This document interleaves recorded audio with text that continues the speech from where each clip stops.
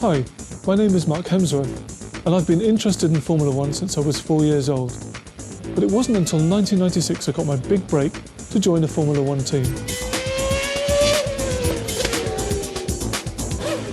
Since then, I've been race and test team coordinator and test team manager.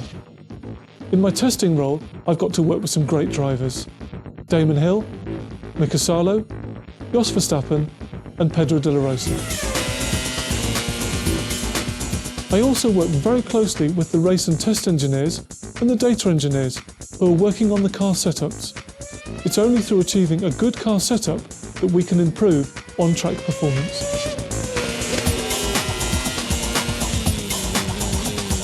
People often ask me, why do you work in Formula One? It's such a stressful environment and you work massively long hours. Well, my answer to them is simple. When you see your car lined up on the grid for the first race of a fresh season, all that stress just melts away. And if you can come out of that race with the points or podium finish, well, that's just an added bonus.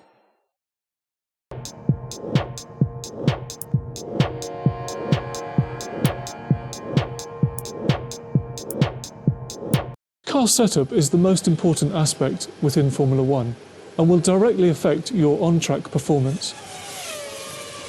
Each individual circuit has its own set of characteristics that you'll need to think about when coming up with a car setup. As well as that, there are weather conditions that need to be taken into account: wet weather, dry weather, and you need to have setup changes to allow for both conditions. Within car setup, there are two distinct areas. There's the aero, which can be altered using the front and the rear wings, and there is the mechanical grip that can be altered using the dampers, the roll bars, and adjusting the ride height. Please remember though, when making changes to car setup, make one change at a time and quantify that change, be it a gain or a loss, before moving on to the next change. If you make too many changes, you can very easily get lost in car setup. You've probably never had the opportunity to look inside a Formula One car before, so let's take a quick tour around the car and look at the various areas where you can make adjustments.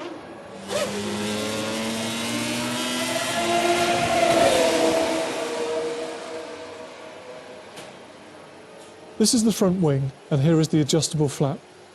Increasing the angle reduces high-speed understeer. Decreasing the angle reduces high-speed oversteer and reduces drag. In general, use as much flap angle as possible without affecting the rear downforce. With the rear wing, you'll set the downforce level on the car. With the smallest wing angles, you get the highest top speeds, and the least drag, and the least downforce. By increasing the wing angle, you'll get more downforce, but your top speed will suffer. In general, use as much rear wing angle as possible and balance it with the front flap.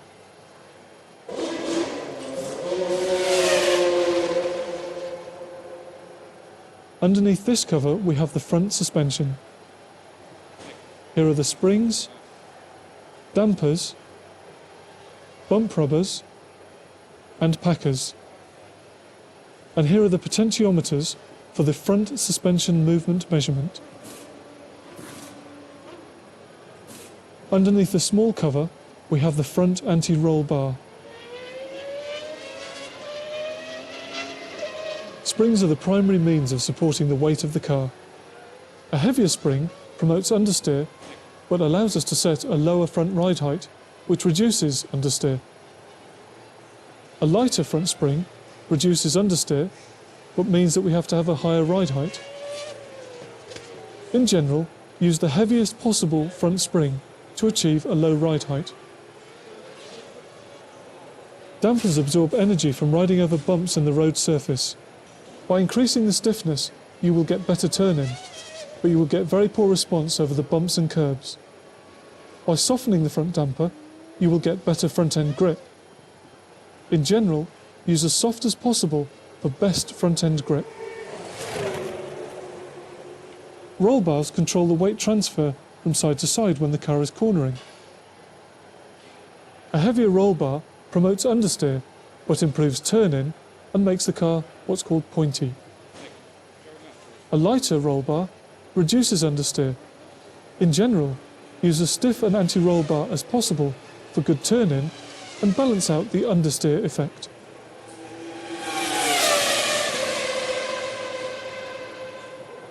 Removing the engine cover, we have the rear dampers, rear springs, rear anti-roll bars, and the potentiometers for the rear suspension movement measurement.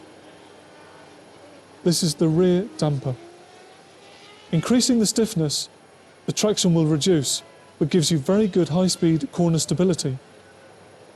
Softening the damper will give you better traction, but very poor high-speed stability. In general, use as hard as possible for good high-speed stability.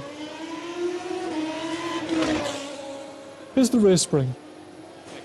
A heavier rear spring promotes oversteer, or less understeer, but reduces traction. A lighter rear spring reduces oversteer, but promotes understeer, with the trade-off of better traction. In general, use the softest springs for best traction. Here's the rear anti-roll bar. A heavier roll bar reduces understeer and promotes oversteer, but does reduce traction. A lighter roll bar increases understeer, but will improve traction.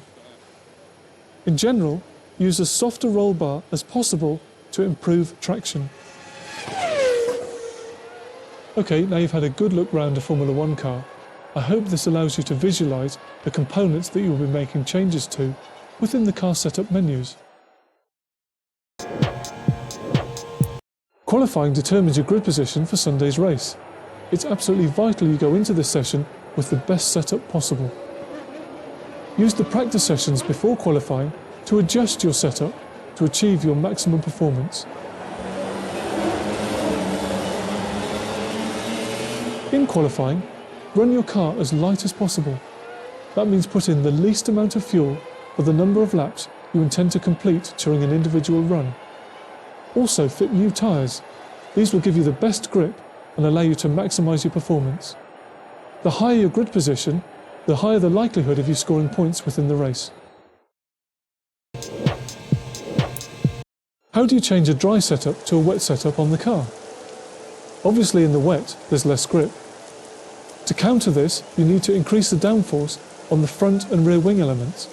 You can achieve this by increasing the angle of both of those elements. In addition, you can soften the springs. Softening the springs improves the traction, but there is a danger. Soften too much and you will lower your ride height, and in monsoon conditions you may aquaplane off the circuit.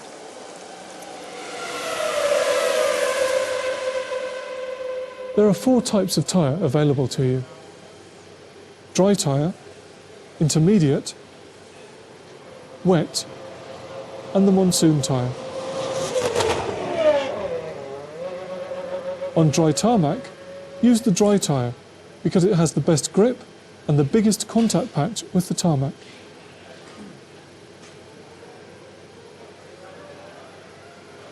If there's a little bit of water on the tarmac, use the intermediate tyre. It has cuts in it to disperse some of the water away, but it will still last on a drying surface. Be careful on a drying circuit that you don't overheat them, so use the wet line on straights. In normal wet conditions, the wet tyres offer the best compromise between grip and water dispersal. The monsoon tyres are designed for very heavy wet conditions. These tyres will disperse a lot of water, but they're too soft to be run on a dry or drying surface.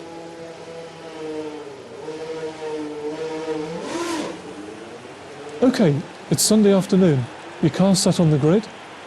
You can see what the weather is like at the moment, but you've been handed a weather forecast that says the weather may change. Do you go dry setup or wet setup? And what tyres do you fit? Well, if you're at the front end of the grid, you'll probably opt for a low-risk strategy. That means going for a tyre and a setup for the conditions as they are at that moment in time. However, if you're at the back of the grid or a little bit further forward, you may opt for a high-risk strategy. The high risk is putting tyres and setup for something that may happen in the future, according to that weather forecast. And who knows, this may pay dividends. There's points to be scored and possibly a podium. For high-speed circuits such as Hockenheim, we need to get maximum straight-line speed from the car, and this can only be achieved by reducing the drag to a minimum. This is done by lowering the front and rear wing.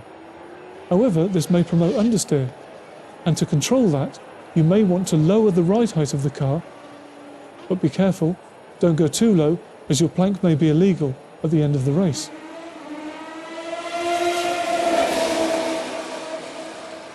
Now for the gear ratios. Set the gears to hit the rev limiter at the end of the fastest straight. Having set this point, then evenly space all the other ratios to give you a nice smooth power delivery. For slow speed circuits such as Hungary or Monaco, we need to run maximum downforce on the car. You will need to increase the front and rear wing angle to their maximum extent. To improve traction out of slow speed corners, why not try softening the springs on the rear end? To set the gears, find the fastest part of the circuit, and you should be just hitting the rev limiter at this point. Having set this, evenly spread all the other gear ratios to give you good even acceleration out of a slow speed corner.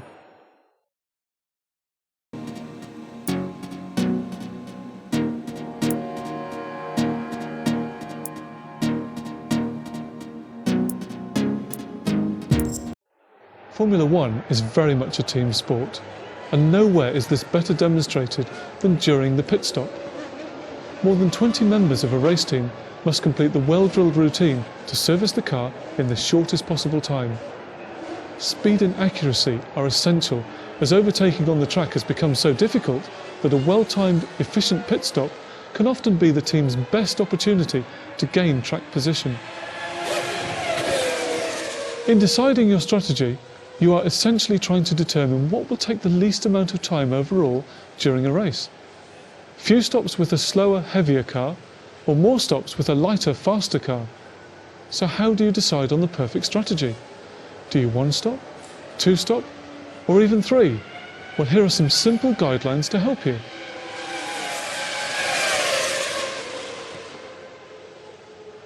Assuming you're considering a one-stop strategy, ask yourself this question: can the car carry enough fuel to run to the halfway point in the race? If the answer is no, then you need to look at a two-stop strategy. However, if the answer is yes, then you need to decide if your lap times on a heavy fuel load and one pit stop will be faster overall than your lap times on a lighter fuel load and two pit stops. One stop does not allow pit stop flexibility, but runs less risk as the car is only stationary once. If you find yourself considering two stops, then think about these factors. How much time is spent in the pit lane at this particular circuit? If the time is shorter than normal, you may consider a three-stop strategy. Again, you must decide if your lap times on a two-stop strategy will be faster overall than your lap times on a very light fuel load with three pit stops. Two stops do allow greater flexibility in deciding when to pit. This decision can be affected by unpredictable factors such as traffic and weather. Three stops allow you to run an extremely light car with high levels of grip from the tyres. This strategy works well if you're at the front of the grid and the car can run unhindered by traffic. Using these simple guidelines, you should be able to determine your own pit stop strategy. However, keep in mind that this doesn't take into account important factors such as tyre wear or fuel consumption. But then, not even the teams who use complex mathematical models can come up with a perfect strategy.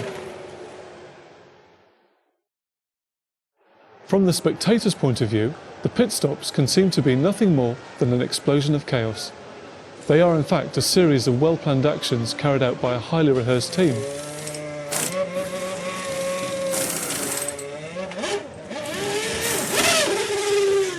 The car is controlled in the pit stop by a lollipop held by one of the crew. Both the crew's and driver's safety is totally in the hands of the lollipop man. Any mistake could cause serious injury. The driver will only respond to commands on the lollipop and ignore any other signal. The lollipop man stands in the fast track of the pit lane and shows the driver where he should pull into the pit stop box.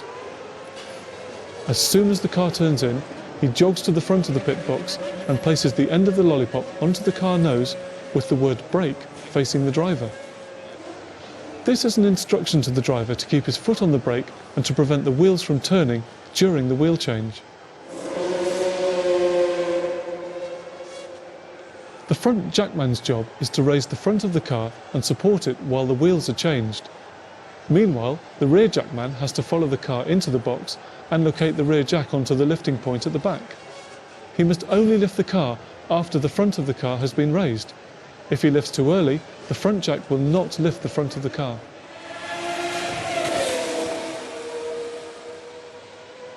The gunmen have the most sought-after jobs in the pit crew. They are responsible for releasing and securing the wheel nuts as fast as possible. As the car comes to a halt, they follow the wheel in with their guns at the ready and will often be undoing the nut before the car has even come to a stop. Once the nut is free of the axle, the gunman pulls the gun clear of the wheel, allowing the wheel-off man to remove it. The nut remains in the socket of the gun and is retained by magnets. The wheel-on man places the new wheel onto the car and the nut is gunned up tight. The gunman activates the wheel nut retention system and raises his hand to signal to the lollipop man that he has finished. The jackmen watch for this signal. When they see the raised hands of the two nearest wheelmen, they lower the jacks.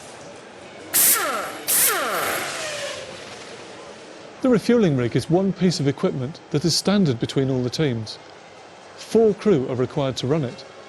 Starting from inside the pit garage, one man programs the rig with the amount of fuel needed for the stop, whilst another, crouched by the rig, is the dead man handle operator, whose job it is to keep the fuel valve open. In the event of an emergency, this spring-loaded handle would be released, closing the flow of fuel to the car to minimise any fire hazard. 2 men are required to operate the nozzle. One supports the fuel hose, connecting the rig to the nozzle, as this becomes very heavy once the fuel is flowing. The second operates the nozzle itself.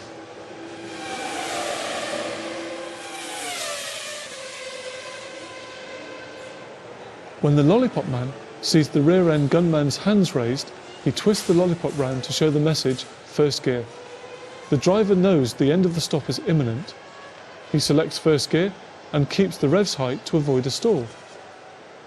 The lollipop man's attention is now divided between the nozzle man and the pit lane.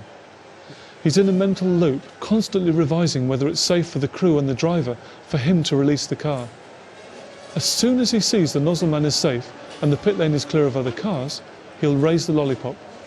When the driver sees this signal, he releases the clutch and the car screams out of the box, leaving the pit crew in a cloud of smoke.